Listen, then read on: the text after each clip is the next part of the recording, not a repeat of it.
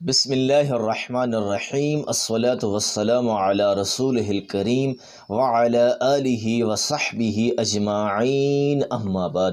محترم بھائیوں اور دوستوں، انجینئر محمد علی مرزا صاحب پر ایک بار پھر قاتلانہ حملہ ہونے جا رہا تھا، لیکن وہ بال بال بچ گئے۔ ناکام کوشش ہوئی۔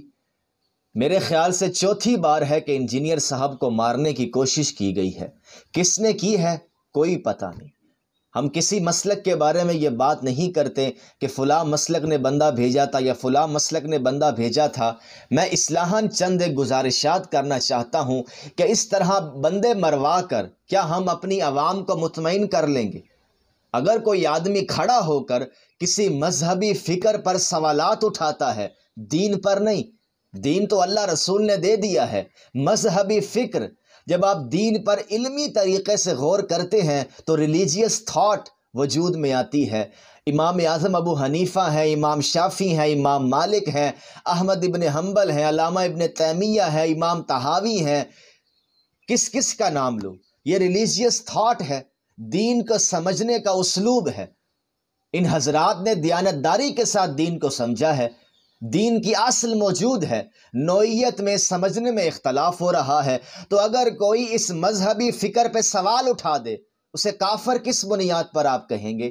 یا اہل سنت سے خارج آپ کس بنیاد پر کہیں گے؟ یا آپ یہ کہنا شروع کر دے کہ یہ تو اکابرین کا گستاخ ہو گیا، بے ادب ہو گیا۔ لہجے پر بات ہو سکتی ہے۔ اگر کوئی امام اعظم کا رد کر رہا ہے تو آداب کے بغیر کرے گا تو بے ادب تو کہیں گے، لیکن اگر کوئی دیانتداری کے ساتھ تنقید کے آداب کا لحاظ رکھتے ہوئے، اصول تحقیق کو ملحوظ خاطر رکھتے ہوئے مذہبی فکر پر تنقید کرتا ہے، سوالات اٹھاتا ہے، تو بجائے اس کے کہ ہم ان سوالات کا جواب دیں، ایسے طلبہ تیار کرے جو اس مذہبی فکر پر نظر ثانی کریں۔ ہم کیا کرتے ہیں؟ یا تو فتوے لگا کر اس کا جینا حرام کر دیتے ہیں، یا اس کے خلاف پراپیگنڈے شروع کر دیتے ہیں، قتل کے منصوبے، اس کو بے عزت کرنے پر آمادہ ہو جاتے ہیں۔ یہ ملک پاکستان کا امن برباد کرنے والی بات ہے۔ کیا ہمارا دین اسلام اپنے مقدمات نہیں رکھتا؟ اگر ہم امام اعظم کو مانتے ہیں اصول میں، تو کیا امام اعظم نے ہوا میں باتیں کی ہیں؟ انجینئر صاحب سے مجھے بھی اختلاف ہے، اور میں کئی بار اپنی ویڈیوز میں انجینئر صاحب سے کیا ہوا اختلاف ڈسکس کر چکا ہوں۔ انشاءاللہ کسی دن ملاقات ہوئی تو فیس ٹو فیس کیمرے میں ان کے سامنے اپنی بات رکھیں گے۔ لیکن یہ کوئی طریقہ نہیں ہے۔ انجینئر ہو یا کوئی اور ہو، کسی کو ملک پاکستان سے باہر بھیج دیا جاتا ہے، یا وہ مجبوراً باہر چلا جاتا ہے، یعنی کہ آپ بندے کو مار کر بظاہر زبان بند کر رہے ہیں۔ یہ خود کو دھوکہ نہ دیں۔ ایک بندے نے بڑی خوبصورت بات کی کہ سوالات کی گردنیں دبا دو گے تو نسلیں جاہل پیدا ہوں گی۔ سوال تو سب کریں گے۔ ایک دیوبندی لڑکا بریلوی عالم نہیں سنتا، اور اسے بتایا یہ جاتا ہے کہ تم بریلوی علماء سنو گے، تمہیں دلائل کی سنگینی کا نہیں پتا، سینسٹیوٹی کا نہیں پتا، تم بریلوی ہو جاؤ گے، تم دیوبندی رہو۔ تو میرا سوال ہے، وہ دیوبندی کس اصول پر ہوا تھا؟ اگر اس میں دلائل کو پرکھنے کا حوصلہ نہیں ہے، صلاحیت نہیں ہے، یہ سینسٹیوٹی ہے، سنگینی ہے، نازک مسئلہ ہے، تو دیوبندیت اس نے کیسے سمجھ لی؟ اس کا مطلب وہ لقیر کا فقیر بن کر دیوبندی رہا، اب آپ اس کو بریلویت سننے نہیں دے رہے۔ میں یہ نہیں کہہ رہا کہ کوئی دیوبندیت چھوڑ دے، ہرگز نہیں۔ عوام کے لیے تو علماء پر اعتماد کرنا ہی بہتر ہے، لیکن جو لوگ دین کا مطالعہ کرنا چاہتے ہیں، دین کے بارے میں جاننا چاہتے ہیں، انہیں کیوں روکا جا رہا ہے؟ جی آپ سوال نہیں کر سکتے، آپ ہوتے کون ہیں سوال کرنے والے؟ یہ علم ہے۔ محمد علی مرزا صاحب نے جو سوالات اٹھائے ہیں مذہبی فکر پر، آپ اس کا جواب دیں، اصول تحقیق کو سامنے رکھ کر اس کا جواب دیں۔ اور بیسیکلی انجینئر صاحب سے اگر اختلاف ہے بھی تو اصول میں اختلاف کریں۔ قرآن کو کیسے سمجھنا ہے، احادیث پر کیسے غور کرنا ہے، پھر حدیث کی صحت میں اگر اختلاف ہو جائے تو منہج محدثین کیا ہے، یہ اصولی بحثیں ہیں۔ انجینئر صاحب سے یہ کرنے چاہیے۔ اس طرح مروا دینا، فتویٰ لگا دینا، اس سے کیا حاصل ہو جائے گا؟ آپ عوام کو مطمئن کر لیں گے کسی کو مار کر یا کسی کو پاکستان سے باہر بھیج کر؟ کھل کر سامنا کریں کسی کے سوال کا۔ اگر کوئی ابو حنیفہ پر سوال اٹھاتا ہے، موسٹ ویلکم، ہم جواب دیں گے۔ کوئی صحابہ پر سوال اٹھاتا ہے، موسٹ ویلکم، ہم جواب دیں گے۔ کوئی اہل البیت پر سوال اٹھاتا ہے، موسٹ ویلکم، میرے دروازے کھلے ہیں۔ آپ آن لائن ہم سے بات کریں، لائیو سیشن میں بات کریں، ہم نے تو کبھی انکار نہیں کیا، لیکن یہ رویہ ٹھیک نہیں ہے۔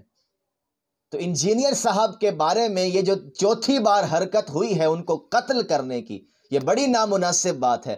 دین اس کی ہرگز اجازت نہیں دیتا۔ یا تو آپ شرعی اصولوں کو مد نظر رکھتے ہوئے ثابت کریں کہ انجینئر صاحب نے فساد فی الارض کیا ہے، وہ فساد فی الارض کے مرتکب ہوئے ہیں، پھر تو قرآن بھی کہتا ہے کہ جان لی جائے، لیکن جان قاضی لے گا، اس طرح بندہ بھیج کر نہیں۔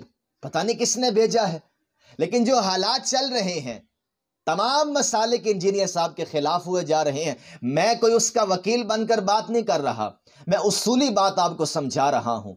کل کو میرے ساتھ، آپ کے ساتھ بھی یہ ہو سکتا ہے۔ خدارہ اس پراپیگنڈے کو روکیں، شائستگی کے ساتھ قرآن کو فالو کریں، حکمت اور بصیرت کے ساتھ دین کا کام کریں۔ اگر کوئی سخت بات کرتا ہے تو جواب تو دیا جا سکتا نا، کہ اس کے منہ پہ تھپڑ مارنا ہے آپ نے۔ دیکھیے اگر اس آگ میں چھلانگ لگائی ہے تو جلنے کا حوصلہ رکھیں۔ پھر کسی کے بارے میں اس قسم کے پراپیگنڈے ہرگز نہ کرے، یہ فلاں ہو گیا، کسی کے بیان پہ پابندی لگا دی، جی یہ تو وہ ہے۔ شک کی بات ہے نا، یہ تو شیعوں کی مجالس میں جاتا ہے، یہ اسٹیج پر بیان نہیں کر سکتا۔ مفتی حنیف قریشی صاحب کے ساتھ آپ نے کیا کیا داتا دربار پر، طارق جمیل صاحب کے ساتھ کیا کچھ ہو رہا ہے۔ بالکل دین کو ہم نے لوڈو گیم بنا دیا ہے، افسوس کے ساتھ، معذرت کے ساتھ۔ دیکھیں میں ہاتھ جوڑتا ہوں، ملک پاکستان کا امن برباد نہ کریں۔ کوئی بھی طالب علم اگر اٹھ کر دین سے متعلق کو نئی بات کرتا ہے، اس کو چیک کیا جا سکتا ہے، غلطی واضح کی جا سکتی ہے۔ اس طالب علم کی غلطی کو نبیوں کا جذبہ لے کر، ہدایت کا جذبہ لے کر، اس کے پاس بیٹھ کر میٹنگ کے ذریعے اس کو بات سمجھائی جا سکتی ہے۔ مارنے والی بات نہیں، فتوے لگانے والی بات نہیں، یہ دین میں کہیں نہیں ملتا۔ یا تو ہم یہ سمجھتے ہیں کہ محمد علی مرزا کے سوالات نے آپ کی نیندیں اڑا دی ہیں، آپ کے پاس جواب نہیں ہے، تو جواب نہیں ہے تو چھوڑ دیں وہ بات۔ کیا کسی عالم کی رائے کو ماننا یہ واجب ہے؟ اللہ رسول کی بات کو ماننا واجب ہے۔ اب اللہ رسول کی بات ہمیں بتائی ہے ایک مولوی نے شرع کے طور پر، بات تو سب کو پتہ ہے، تشریح وہ کر رہا ہے کہ آقا علیہ السلام کی بات کا یہ مطلب ہے، اللہ کی بات کا یہ مطلب ہے، تو ٹھیک ہے مانے اس کو۔ دوسرا عالم کہتا ہے کہ نہیں اس کا یہ مطلب نہیں ہے، اب آپ کیا کریں گے؟ ٹھیک ہے آپ کا اعتماد ہے سابقہ عالم پر، اسی اعتماد پر چلیں، لیکن آپ اوروں کو اس کی دعوت کیوں دے رہے ہیں کہ تقی عثمانی صاحب نے جو اس حدیث کی شرح کی ہے یہی عین حق ہے، یہ اخلاص پر مبنی ہے۔ طاہر القادری صاحب یا مفتی منیب الرحمان صاحب کی شروحات یا تفاسیر حق نہیں ہے۔ کچھ خدا کا خوف کریں۔ میں تو سمجھتا ہوں کہ سوالات کے جوابات دینے سے ہم عاری آ گئے ہیں، قاصر ہیں، ہمیں جواب دینا آتا ہی نہیں ہے یا اتنا مطالعہ نہیں ہے۔ الحمدللہ علماء حق آج بھی موجود ہیں۔ دیوبند مکتبہ فکر میں ایسے علماء ہیں رونگٹے کھڑے ہو جائیں ان کا علم پڑھ کر۔ بریلوی علماء ایسے آپ کو اہل علم ملیں گے کہ رونگٹے کھڑے ہو جائیں، شیعہ میں ملیں گے، جمعیت علماء اہل حدیث میں دیکھ لیں، ہر جگہ آپ کو اہل علم ملیں گے، لیکن یہ اہل علم اس طرح سامنے نہیں آتے۔ جو سامنے آ رہے ہیں آپ دیکھ لیں کہ دین کا کس طرح سے ہم نے جنازہ نکالا ہے، لوڈو گیم کھیلنی شروع کر دی ہے۔ تو خدارہ اس قسم کی باتیں نہ کرے۔ کوئی بھی بندہ دین سے متعلق اگر بات کرتا ہے کھل کر اس کے سوال کا سامنا کرے، یا اپنی بات پر غور کرے کہ آپ کہاں کھڑے ہیں۔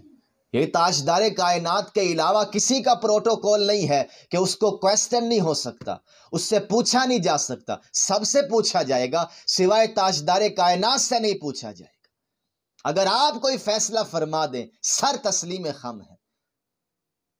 وما علینا الا البلاغ۔